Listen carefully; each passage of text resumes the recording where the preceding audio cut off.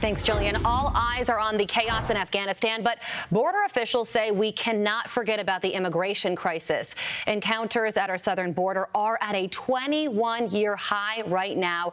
Joining us now to react, former Chief of U.S. Border Patrol and retired Acting ICE Director Ron Vitiello. Good morning to you, sir. So the New York Post summed up the current state of affairs this way. They say all eyes are on Afghanistan, but the border crisis hasn't gone away. They go on to say, leave it to President Joe Biden to distract from his mushrooming border crisis by creating yet another huge one in Afghanistan. Yet make no mistake, the stampede from the south towards the Mexican border hasn't slowed, it's accelerated. So we now have two crises from one president. What's your reaction?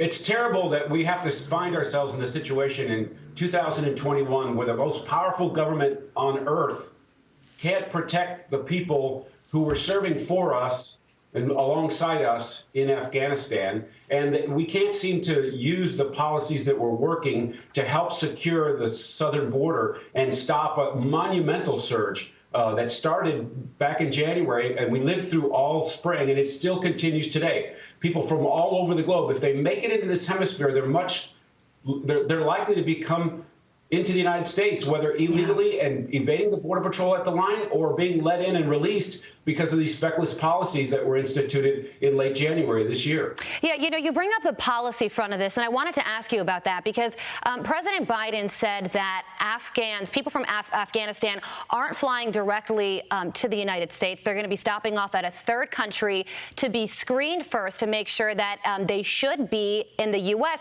And that sounds a lot like the Remain in Mexico policy. So why is one of them okay, but the other isn't?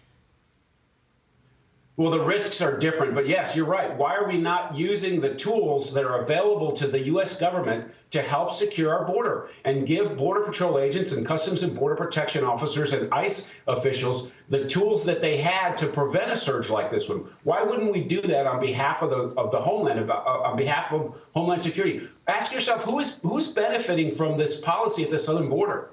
Yeah. It's drug cartels. They feed off of this chaos. That's more people that they're being trafficked. That's more drugs that are being smuggled into the United States. That's more power for them to corrupt governments and officials at the border and in the pipeline. So who's benefiting from this? It's not the Border Patrol agents and their families. It's not the ICE agents and their families. It's not border communities and border hospitals and people who live on that line. They're not benefiting from any of this. That's all misery for them. And it's misery for many of the people who are in the pipeline because they're fleeing gangs, they're fleeing violence in their hometowns. They're going to come to some of the worst neighborhoods in this country and be preyed upon by those very gangs that are here in this country. Yeah, we've seen the gang violence. We've seen the drugs pour into our country.